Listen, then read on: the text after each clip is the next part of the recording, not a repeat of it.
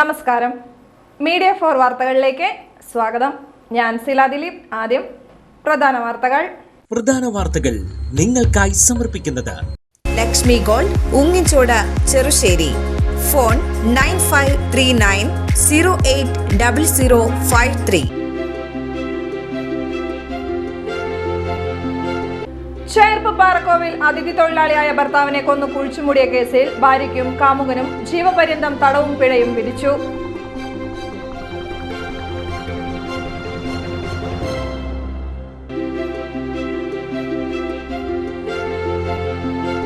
Oorakam ALP സ്കൂളിൽ 1 മുതൽ 4ാം class വരെയുള്ള കുട്ടികളുടെ പഠനോത്സവം സംഘടിപ്പിച്ചു. വിവിധ വിഷയങ്ങളിലെ പാഠഭാഗവുമായി ബന്ധപ്പെട്ട അവതരണം പഠനോത്സവത്തിൽ നടന്നു.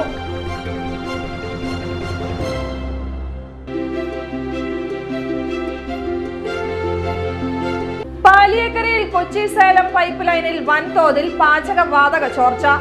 പാലക്കാട് നിന്നുള്ള സാങ്കേതിക വിദഗ്ധരുടെ നേതൃത്വത്തിൽ ഗ്യാസ് ചോർച്ച അടയ്ക്കാനുള്ള ശ്രമങ്ങൾ തുടരുന്നു.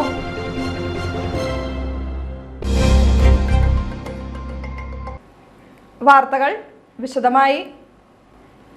ചേർപ്പ് പാറക്കോവിൽ അതിഥി തൊഴിലാളിയായ ഭർത്താവിനെ കൊന്ന് കുഴിച്ചുമൂടിയ കേസിൽ ഭാര്യയ്ക്കും കാമുകനും ജീവപര്യന്തം തടവും പിഴയും വിധിച്ചു. ചേർപ്പ് പാറക്കോവിൽ വാടകയ്ക്ക് താമസിച്ചിരുന്ന പശ്ചിമ ബംഗാൾ സ്വദേശി 40-കാരൻ മൻസൂർ മാലിക് കൊല്ലപ്പെട്ട കേസിലാണ് ശിക്ഷ വിധിച്ചത്. കേസിൽ 1-ാം പ്രതിയായ പശ്ചിമബംഗാൾ ഹൂഗ്ലി സ്വദേശി ബീരു, 2-ാം പ്രതിയും കൊല്ലപ്പെട്ട മൻസൂർ മാലിക്കിന്റെ ഭാര്യയുമായ രേഷ്മ ബീവി എന്നിവരാണ് ശിക്ഷിക്കപ്പെട്ടത്. തൃശൂർ 1-ാം അഡീഷണൽ ഡിസ്ട്രിക്ട് സെഷൻസ് കോടതി ജഡ്ജി കെ കമനീസാണ് ശിക്ഷ പ്രഖ്യാപിച്ചത്. പ്രതികൾ ജീവപര്യന്തം തടവിനു പുറമെ 5 വർഷം തടവും 4 ലക്ഷം രൂപ പിഴ അടയ്ക്കുകയും വേണം. കൊലപാതക കുറ്റത്തിന് പ്രതികൾക്ക് ജീവപര്യന്തം തടവും 3 ലക്ഷം രൂപ വീതം പിഴയും, തെളിവ് നശിപ്പിച്ചതിന് 5 വർഷം തടവും 1 ലക്ഷം രൂപ വീതം പിഴയുമാണ് കോടതി വിധിച്ചത്. 2021 ഡിസംബർ 13 പുലർച്ചെ 1 മണിയോടെയാണ് സംഭവം നടന്നത്. ഒരുമിച്ച് ജീവിക്കാൻ 2 പ്രതികളും ചേർന്ന് മൻസൂർ മാലിക്കിനെ കമ്പിവെടികൊണ്ട് തലയ്ക്കടിച്ച് കൊലപ്പെടുത്തുകയായിരുന്നു. തുടർന്ന് കൊല്ലപ്പെട്ട മൻസൂറിന്റെ മൃതദേഹം പ്രതികൾ വീട്ടുപറമ്പിൽ കുഴിച്ചുമൂടി. സംഭവത്തിനു ശേഷം ഭർത്താവിനെ കാണാനില്ലെന്ന് പറഞ്ഞ് ഭാര്യ രേഷ്മ ബീവി ചേർപ്പ് പോലീസ് സ്റ്റേഷനിൽ പരാതിയും നൽകി. തുടർന്ന് പോലീസ് നടത്തിയ അന്വേഷണത്തിലാണ് കൊലപാതക വിവരം പുറത്തായത്. കേസിൽ ജാമ്യത്തിലിറങ്ങിയതിനു പിന്നാലെ ഒളിവിൽ പോയ 1-ാം പ്രതി ബീരുവിനെതിരെ കോടതി ജാമ്യമില്ലാ വാറണ്ട് പുറപ്പെടുവിച്ചിരുന്നു. തുടർന്ന് ഇയാളെ വെസ്റ്റ് ബംഗാളിൽ നിന്നാണ് തൃശൂർ റൂറൽ പോലീസ് പിടികൂടിയത്.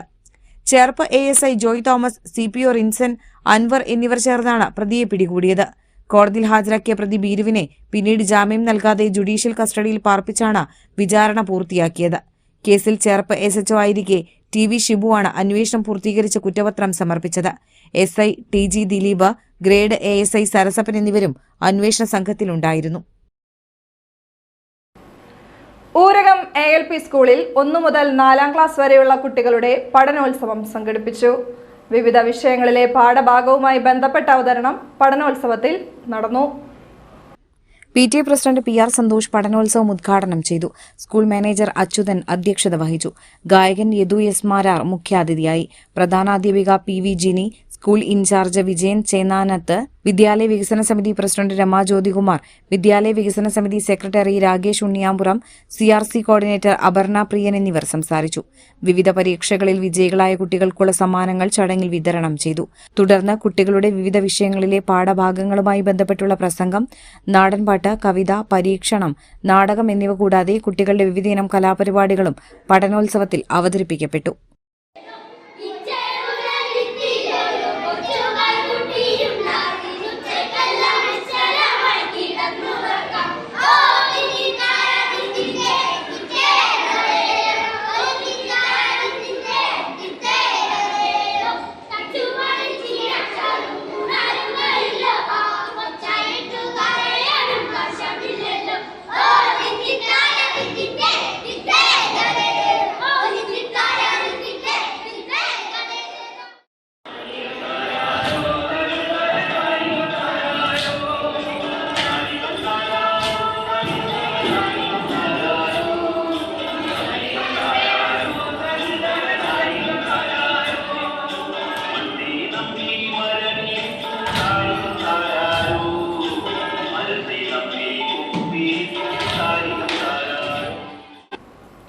പാലിയേക്കരയിൽ കൊച്ചി സേലം പൈപ്പ് ലൈനിൽ വൻതോതിൽ പാചകവാതക ചോർച്ച. പാലക്കാട് നിന്നുള്ള സാങ്കേതിക വിദഗ്ധരുടെ നേതൃത്വത്തിൽ ഗ്യാസ് ചോർച്ച അടയ്ക്കാനുള്ള ശ്രമങ്ങൾ തുടരുന്നു. ഭാരത് പെട്രോളിയം കോർപ്പറേഷൻ ലിമിറ്റഡിന്റെ പെട്രോൾ പമ്പ് ലൈനിലെ അറ്റകുറ്റപ്പണിക്കായി തൊഴിലാളികൾ എത്തിയിരുന്നു. തൊഴിലാളികൾ ഇതിനിടെ പൈപ്പ് ലൈൻ മാറി 8 മീറ്റർ അപ്പുറത്ത് Kochi Salem pipe line private limited കമ്പനിയുടെ ഗ്യാസ് പൈപ്പ് ലൈനിൽ ഡ്രില്ലുപയോഗിച്ച് തകരാർ പരിഹരിച്ചതാണ് പാചകവാതക ചോർച്ചയ്ക്ക് കാരണമായത്. വലിയ തോതിൽ പാചകവാതകം ചോർന്നിരുന്നു. ഇതോടെ പൈപ്പ് ലൈനിന്റെ ഇരുവശത്തുമുള്ള വാൽവ് അടച്ചു. പൈപ്പ് ലൈനിൽ തങ്ങി നിന്നിരുന്ന വാതകമാണ് നിലവിൽ ചോർന്നുകൊണ്ടിരിക്കുന്നത്. പുതുക്കാട് നിന്നെത്തിയ ഫയർഫോഴ്സ് യൂണിറ്റിന്റെ നേതൃത്വത്തിൽ പൈപ്പ് ലൈനിൽ ചോർച്ചയുള്ള ഭാഗത്ത് വെള്ളം പമ്പ് ചെയ്താണ് നിലവിലെ സ്ഥിതി നിയന്ത്രിക്കുന്നത്. പൈപ്പ് ലൈനിൽ ചോർച്ചയുണ്ടായ പ്രദേശത്ത് ഏതാനും മീറ്റർ ചുറ്റളവിൽ ഗ്യാസിന്റെ ഗന്ധം അനുഭവപ്പെടുന്നുണ്ട്. അപകടസ്ഥിതി ഒഴിവാക്കുന്നതിന്റെ ഭാഗമായി പോലീസും ഫയർഫോഴ്സും വില്ലേജ് ഓഫീസ് അധികൃതരും മേഖലയിലെ വീടുകളിലും സ്ഥാപനങ്ങളിലും എത്തി മുൻകരുതൽ നടപടികൾ സ്വീകരിച്ചു. തീ ഉപയോഗിക്കുന്നതിലും വൈദ്യുതോപകരണങ്ങളുടെ ഉപയോഗത്തിലും നിയന്ത്രണവും ഏർപ്പെടുത്തിയിരിക്കുകയാണ്. പൈപ്പ് ലൈനിന്റെ ചുമതലയുള്ള KSPPL പെട്രോളിയം കമ്പനികളായ BPCL IOCL അധികൃതരും പാചകവാതക ചോർച്ച നടന്ന സ്ഥലത്തെത്തി. നിലവിൽ സ്ഥിതിഗതികൾ നിയന്ത്രണ വിധേയമാണെന്ന് ബന്ധപ്പെട്ട അധികൃതർ അറിയിച്ചു. ഗ്യാസ് ചോർച്ചയുള്ള പൈപ്പ് ലൈനിന്റെ ഇരുവശങ്ങളിലുമായി 12 കിലോമീറ്റർ ദൂരമാണ് പൈപ്പിനുള്ളത്. ഈ ഭാഗത്ത് പൈപ്പിൽ വെള്ളം പമ്പ് ചെയ്ത് നിറച്ച ശേഷം മാത്രമാണ് പാചകവാതക ചോർച്ച പരിഹരിക്കാൻ കഴിയുകയുള്ളൂവെന്നാണ് അധികൃതർ പറയുന്നത്. ഇതിനായി പാലക്കാട് നിന്നുള്ള സാങ്കേതിക വിദഗ്ധരും സ്ഥലത്തെത്തിയിട്ടുണ്ട്. പൈപ്പ് ലൈനിലെ ഗ്യാസ് ചോർന്നു പോകുന്നത് തുടരുന്നതും ആശങ്ക സൃഷ്ടിക്കുകയാണ്. അതേസമയം ഗ്യാസ് ചോർച്ച തുടരുന്ന സാഹചര്യത്തിൽ മണലി മടവാക്കര റോഡ് അടിയന്തരമായി അടച്ചിട്ട് ഗതാഗതം നിരോധിച്ചിരിക്കുകയാണ്. അനുഷ്ഠാന കലാരത്നം കുമ്മത്ത് അപ്പുനായർ നിര്യാതനായി. 95 വയസ്സായിരുന്നു.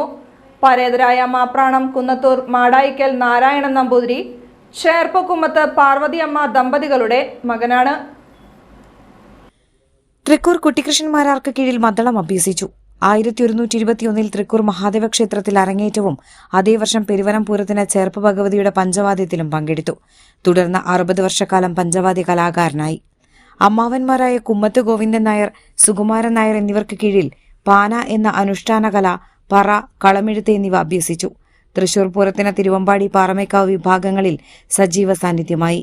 കേരള സംഗീത നാടക അക്കാദമി ഫെലോഷിപ്പ്, ചേർപ്പ് അക്ഷരീയം, അനുഷ്ഠാന കലാരത്നം തുടങ്ങി നിരവധി ബഹുമതികൾ നേടി. പരേതയായ വിലാസിനിയാണ് ഭാര്യ. ജയദേവൻ, ഹൈമാവതി, ദാക്ഷായണി, ശ്രീകുമാർ, ഹേമമാലിനി, ശശികല എന്നിവർ മക്കളും. ലേഖ, മോഹനൻ, ഉണ്ണികൃഷ്ണൻ, പരേതയായ ദീപ, മനോജ്, പരേതനായ ശശികുമാർ എന്നിവർ മരുമക്കളുമാണ്. സംസ്കാരം ബുധനാഴ്ച ചേർപ്പ് പൂത്തറയ്ക്കലിലെ വീട്ടുവളപ്പിൽ നടത്തി. താന്യത്ത് നിയമസഭാ തെരഞ്ഞെടുപ്പ് പ്രചാരണ പ്രവർത്തനങ്ങൾക്ക് തുടക്കം കുറിച്ച് കോൺഗ്രസ് താന്യം മണ്ഡലം കമ്മിറ്റിയുടെ നേതൃത്വത്തിലാണ് തെരഞ്ഞെടുപ്പ് പ്രചാരണം തുടങ്ങിയത്. കോൺഗ്രസ് മണ്ഡലം കമ്മിറ്റി ഓഫീസിന് സമീപം കൈപ്പത്തി ചിഹ്നം ഒട്ടിച്ചായിരുന്നു തുടക്കം. മണ്ഡലം committee president Ando Thurayan, DCC general secretary NS Ayub, UDF സ്ഥാനാർത്ഥി advocate Sunil Lalur, Congress Nattika block vice president MK Chandran, CMP ജില്ലാ കമ്മിറ്റി അംഗം PB രമേശ് എന്നിവർ തെരഞ്ഞെടുപ്പ് പ്രചാരണ പ്രവർത്തനങ്ങളിൽ പങ്കെടുത്തു. ഇനി സ്ഥാനാർത്ഥിക്കൊപ്പം.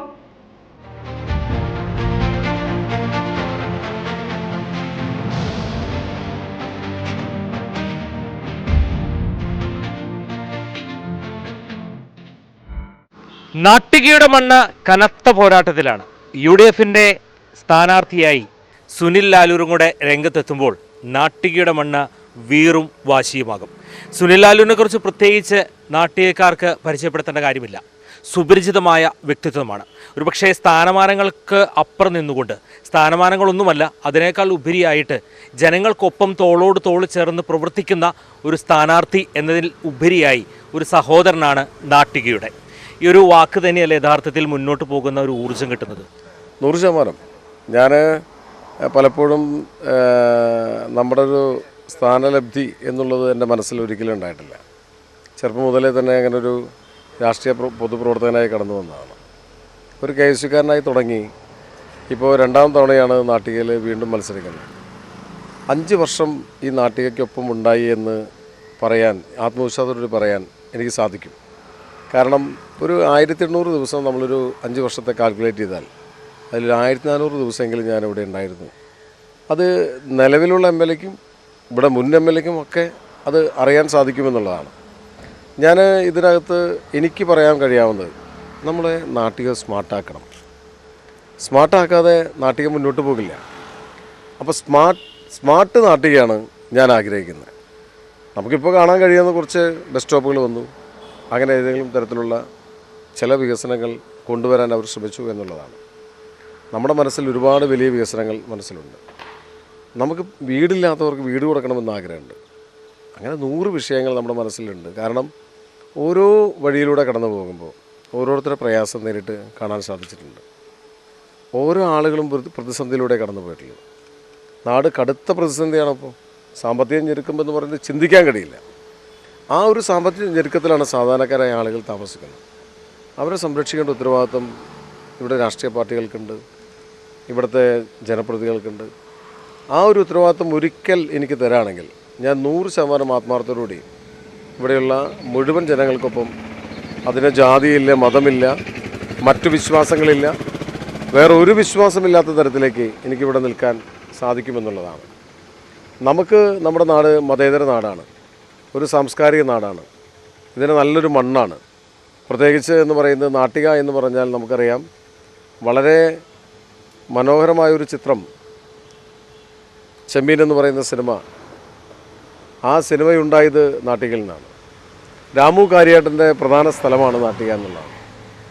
അപ്പോൾ നമുക്ക് അങ്ങനെ ഒരുപാട് ചരിത്രമുള്ള, പൗരാണികത്വമുള്ള, അല്ലെങ്കിൽ പുരോഗമനപരമായ കാഴ്ചപ്പാടുണ്ടായിരുന്ന ഒരു പ്രദേശത്തെ പെട്ടെന്നൊരു സുപ്രഭാതത്തിൽ അധികാരത്തിൻ്റെ പേരിൽ സ്വന്തം താല്പര്യങ്ങൾ സംരക്ഷിക്കുന്നതിന് വേണ്ടി അവരുണ്ടാക്കിയെടുത്ത മൂല്യങ്ങൾ പോലും പലപ്പോഴായി അവർ തന്നെ വഴിയിലിട്ട് പോകുന്ന സാഹചര്യം നമുക്കുണ്ടാകുന്നു. പക്ഷെ എനിക്ക് ഉറച്ച് പറയാൻ കഴിയും, ഞാൻ നിലകൊണ്ടത് ഇന്ത്യൻ നാഷണൽ കോൺഗ്രസ്സിലാണ്, ഞാൻ നിലനിൽക്കുന്നത് ഇന്ത്യൻ നാഷണൽ കോൺഗ്രസ്സിലാണ്. അതുകൊണ്ട് തന്നെ സ്വതന്ത്ര ഇന്ത്യക്ക് വേണ്ടി പോരാടിയ പ്രസ്ഥാനത്തിനോട് ചേർന്ന് നിന്ന് പ്രവർത്തിക്കുക എന്ന് പറയുന്നത് ആവേശവും ആത്മാഭിമാനവുമാണ്. ആ അഭിമാനത്തോടുകൂടി തന്നെയാണ് പോകുന്നത്. അത് എവിടെയും കൊണ്ട് പണയം വയ്ക്കാൻ നമ്മൾ ഉദ്ദേശിക്കുന്നില്ല.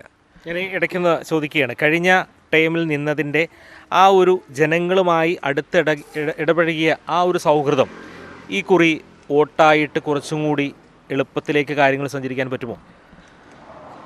ജനങ്ങളുടെ ഇടയിൽ പ്രവർത്തിച്ചു എന്നുള്ളത് ഒരു സന്തോഷമുള്ളൊരു കാര്യമാണ്. എല്ലാ ജനങ്ങൾക്കും അവരുടേതായ ഒരു കക്ഷി രാഷ്ട്രീയമുണ്ട്, 100%. ഞാൻ ആ രാഷ്ട്രീയമുണ്ട് എന്ന് വിശ്വസിക്കുന്ന ഒരാളാണ്. ആ രാഷ്ട്രീയത്തിൽ നിന്നുകൊണ്ടാണ് അവർ മറ്റ് രാഷ്ട്രീയ പാർട്ടികളെ ചിന്തിക്കുന്നത്. അതിൽ സമാനമായി നമുക്ക് ഇടപെടാനും ചിന്തിക്കാനും സാധിക്കുന്ന തരത്തിലേക്ക് രാഷ്ട്രീയ ബോധം വളർത്തിയെടുക്കാൻ എനിക്ക് 5 വർഷം കൊണ്ട് സാധിച്ചു എന്ന് എനിക്ക് തോന്നുകയാണ്. അതിന് ഏതെങ്കിലും ഒരു കൊടിയുടെ അടിസ്ഥാനത്തിൽ ഒരാളോട് സംസാരിക്കുക, ഏതെങ്കിലും ഒരു കൊടിയുടെ അടിസ്ഥാനത്തിൽ മറ്റൊരാളോട് സംസാരിക്കാമെന്നുണ്ടായില്ല.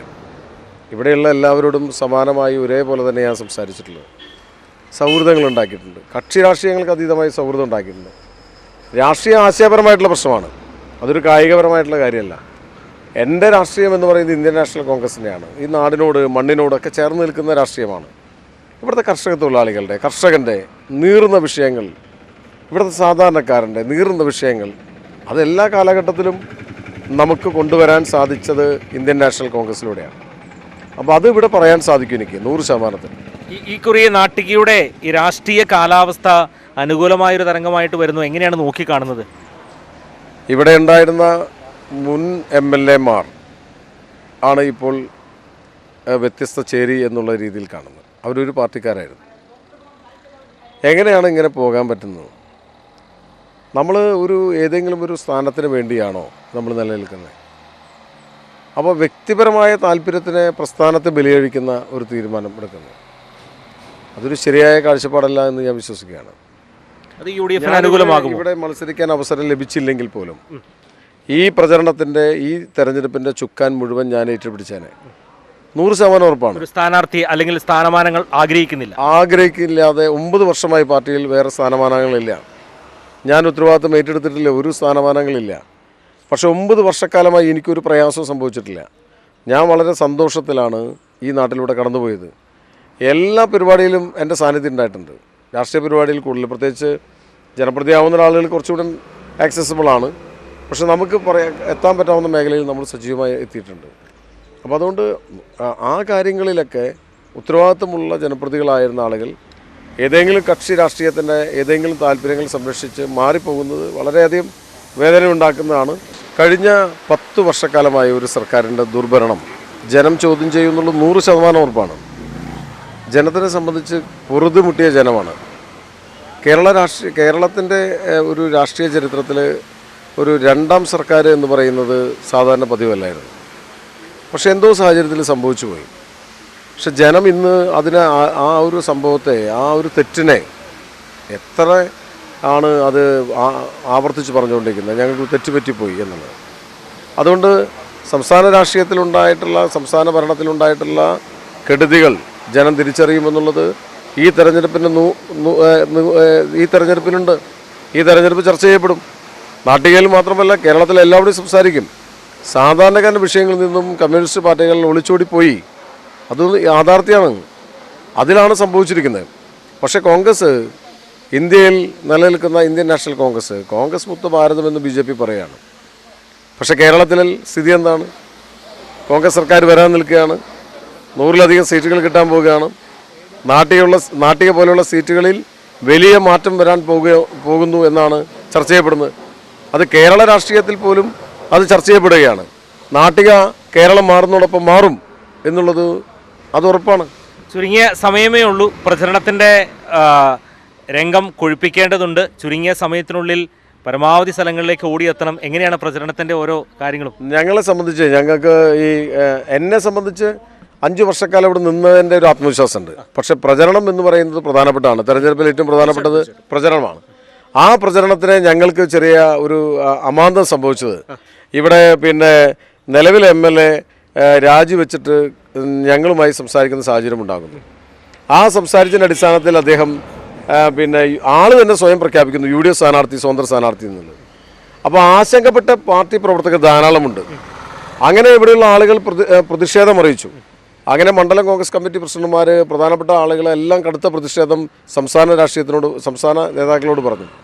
അതിനടിസ്ഥാനപ്പെടുത്തിയിട്ട് പുള്ളിയെ മാറ്റിയെടുത്തുന്ന സാഹചര്യമുണ്ടായി. അപ്പോൾ ഈ ആശങ്ക വന്നപ്പോൾ കൈപ്പത്ത് ചിഹ്നം ഒട്ടിക്കേണ്ട സ്ഥലത്ത് അതിന് അമാന്തം സംഭവിച്ചു എന്നുള്ളതാണ്. അത് കാരണം ഞങ്ങൾക്ക് അടുത്തുള്ള ദിവസങ്ങളിൽ നികത്തും. അത് ഇനി 2-3 ദിവസങ്ങളിൽ ഞങ്ങൾ ദ്രുതഗതിയിൽ, വേഗതയിൽ, അമിതമായ സ്പീഡിൽ ഞങ്ങൾ പ്രചരണത്തിൻ്റെ കാര്യത്തിൽ മുന്നോട്ട് പോകും. പ്രചരണം ഞങ്ങളെ സംബന്ധിച്ച് ഒരു ആത്മവിശ്വാസം നൽകുന്നതാണ്. ഇന്ന് എൻ്റെ റോഡ് ഷോ ആരംഭിക്കുകയാണ്. അപ്പോൾ നമുക്ക് ഒരു ആത്മവിശ്വാസം നൽകുന്നൊരു ദിവസം കൂടിയാണ്. അപ്പോൾ അതിനെ ആത്മവിശ്വാസത്തോടു കൂടിയാണ് ചെറുപ്പക്കാരായ ആളുകൾ ഈ റോഡ് ഷോയിൽ വരുന്നത്, എന്നെ വിളിക്കുന്നത്. എല്ലാവിധ ഭാവങ്ങളും നേരുകയാണ്. തുടക്കമാണ്. ഇനിയും ഏറെ ദൂരെ സഞ്ചരിക്കാനുണ്ട്. പ്രിയപ്പെട്ട നാട്ടികയുടെ വോട്ടർമാരോട് എന്താ പറയാനുള്ളത്?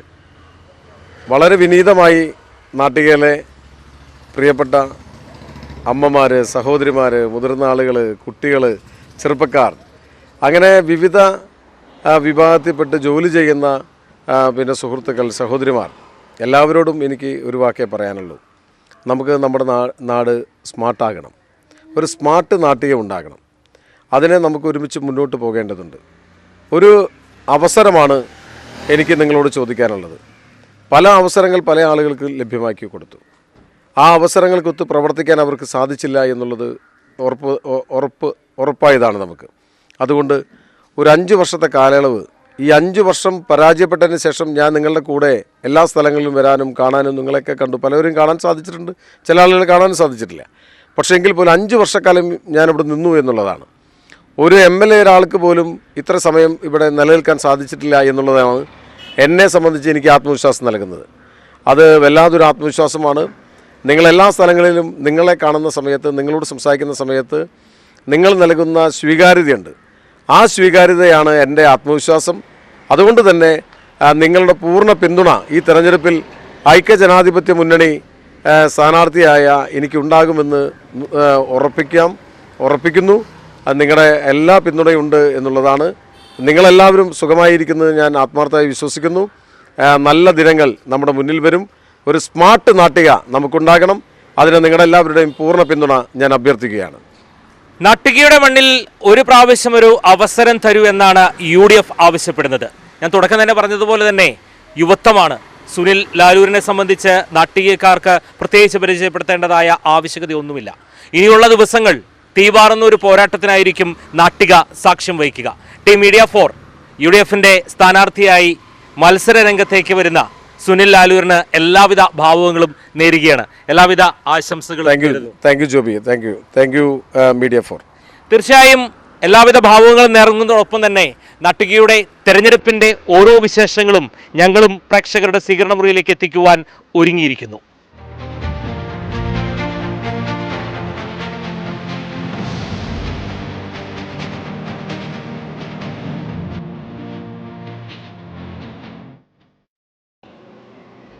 വൈവിധ്യമാർന്ന വേനൽക്കാല വിളകളുമായി എടത്തിരുത്തി നെൽവിത്ത് ഉൽപാദന കേന്ദ്രം. 25 ഏക്കർ ഭൂമിയിലായി വിവിധയിനം വിളകളുടെ മാതൃകാ തോട്ടങ്ങളാണ് നെൽവിത്ത് ഉൽപാദന കേന്ദ്രം ഒരുക്കിയിരിക്കുന്നത്. കൃഷിവകുപ്പിന്റെയും തൃശൂർ ജില്ലാ പഞ്ചായത്തിന്റെയും കീഴിൽ പ്രവർത്തിക്കുകയാണ് എടത്തിരുത്തി നെൽവിത്ത് ഉൽപാദന കേന്ദ്രം. ഇവിടെ നെൽകൃഷിക്ക് ശേഷം ഒരുക്കിയ വിവിധയിനം വിളകളുടെ മാതൃകാ തോട്ടങ്ങളാണ് 25 ഏക്കറോളം ഭൂമിയിൽ വ്യാപിച്ചു കിടക്കുന്നത്.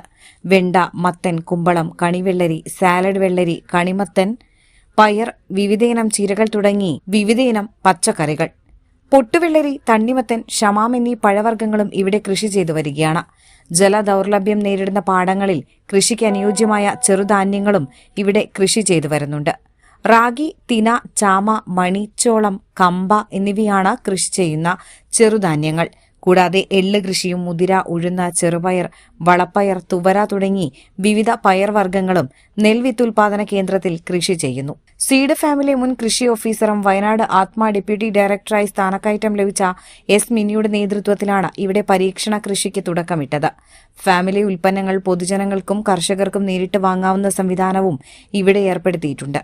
ജ്യോതിയിനം നെൽവിത്ത്, ചെറുധാന്യങ്ങൾ, പയർവർഗ്ഗങ്ങൾ, പച്ചക്കറികൾ, പൊട്ടുവെള്ളരി എന്നിവയുടെ വിത്തുകളെല്ലാം സർക്കാർ നിശ്ചയിച്ച നിരക്കിലാണ് ഇവിടെ നിന്ന് ലഭ്യമാവുക. പാചകവാതക ക്ഷാമത്തിനെതിരെ 3 പീടികയിൽ അടുപ്പുകൂട്ടി സമരവുമായി മഹിളാ കോൺഗ്രസ്. മഹിളാ കോൺഗ്രസ് കയ്പമംഗലം ബ്ലോക്ക് കമ്മിറ്റിയാണ് അടുപ്പുകൂട്ടി സമരം സംഘടിപ്പിച്ചത്. 3 പീടിക സെന്ററിൽ നടന്ന അടുപ്പുകൂട്ടി സമരം കയ്പമംഗലം ഗ്രാമപഞ്ചായത്ത് പ്രസിഡന്റ് ബീന സുരേന്ദ്രൻ ഉദ്ഘാടനം ചെയ്തു. മഹിളാ കോൺഗ്രസ് ബ്ലോക്ക് പ്രസിഡന്റ് ഷീല വിശ്വംഭരൻ അധ്യക്ഷയായി. DCC general secretary CC Baburaj മുഖ്യപ്രഭാഷണം നടത്തി. DCC general secretary CJ Paulson, Mahila Congress Kaipamangalam മണ്ഡലം പ്രസിഡന്റ് ഷീബ സതീഷ്, ഗ്രാമപഞ്ചായത്ത് അംഗം മണി ഉല്ലാസ്, സുധാകരൻ മണപ്പാട്ട, CP അനിത, പ്രവിത ഉണ്ണികൃഷ്ണൻ, CK മജീദ്, ഷംസുദ്ദീൻ, ഹിദായത്തുള്ള, മഹിളാ കോൺഗ്രസ് പെരിഞ്ഞനം മണ്ഡലം president Rubeena Nasar, block vice president Sheela Santhan എന്നിവർ സംസാരിച്ചു. ബുദ്ധിപരമായ വെല്ലുവിളി നേരിടുന്ന കുഞ്ഞുങ്ങളുടെ സമഗ്ര വികസനത്തിനായി സൗജന്യ വേനൽക്കാല ക്യാമ്പ് സംഘടിപ്പിക്കും. ചങ്ങാത്തക്കളരി എന്ന പേരിലാണ് 10 ദിവസം നീണ്ടു നിൽക്കുന്ന ക്യാമ്പ് നടത്തുക. അഡാപ്റ്റിന്റെ വെങ്ങിണിശ്ശേരിയിലെ സൗജന്യ സേവന പരിശീലന കേന്ദ്രത്തിലാണ് ക്യാമ്പ് നടക്കുക. ഏപ്രിൽ 21 ആരംഭിക്കുന്ന ക്യാമ്പ് മെയ് 1 സമാപിക്കും. കുട്ടികളുടെ പാഠ്യേതര വിഷയങ്ങൾക്ക് പ്രാധാന്യം നൽകി ആശയവിനിമയ ശാക്തീകരണത്തിലൂടെ ക്രിയാത്മകമായ കഴിവുകളെ കണ്ടെത്തി പ്രോത്സാഹിപ്പിക്കുകയാണ് ക്യാമ്പിന്റെ ലക്ഷ്യം. ഈ മാസം 31 8301 074962 9447 524962 എന്നീ നമ്പറുകളിൽ ആദ്യം രജിസ്റ്റർ ചെയ്യുന്ന 100 കുട്ടികൾക്കാണ് ക്യാമ്പിൽ പങ്കെടുക്കാൻ അവസരം ലഭിക്കുക. ഇന്നത്തെ സ്വർണ്ണവില. ഇന്നത്തെ സ്വർണ്ണവില നിങ്ങൾക്കായി സമർപ്പിക്കുന്നത് Thekkiniyath jewellers, Aryaratna arcade junction, Thaikkattussery. സ്വർണം ഗ്രാമിന് 14,460 രൂപ, പവന് 1,15,680 രൂപ. പ്രധാന വാർത്തകൾ ഒരിക്കൽ കൂടി. പ്രധാന വാർത്തകൾ നിങ്ങൾക്കായി സമർപ്പിക്കുന്നത് ലക്ഷ്മി ഗോൾഡ്, ഉങ്ങിച്ചോട്, ചെറുശ്ശേരി. ഫോൺ 9539080053. ചേർപ്പ് പാറക്കോവിൽ അതിഥി തൊഴിലാളിയായ ഭർത്താവിനെ കൊന്നു കുഴിച്ചുമൂടിയ കേസിൽ ഭാര്യയ്ക്കും കാമുകനും ജീവപര്യന്തം തടവും പിഴയും വിധിച്ചു.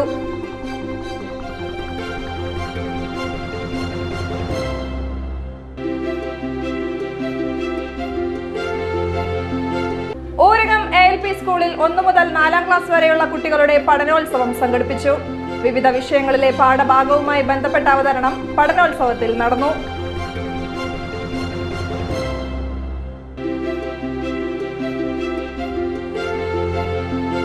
പാലിയേക്കരയിൽ കൊച്ചി സേലം പൈപ്പ് ലൈനിൽ വൻതോതിൽ പാചകവാതക ചോർച്ച. പാലക്കാട് നിന്നുള്ള സാങ്കേതിക വിദഗ്ധരുടെ നേതൃത്വത്തിൽ ഗ്യാസ് ചോർച്ച അടയ്ക്കാനുള്ള ശ്രമങ്ങൾ തുടരുന്നു. വാർത്താ ബുള്ളറ്റിൻ പൂർണ്ണമാകുന്നു. നമസ്കാരം.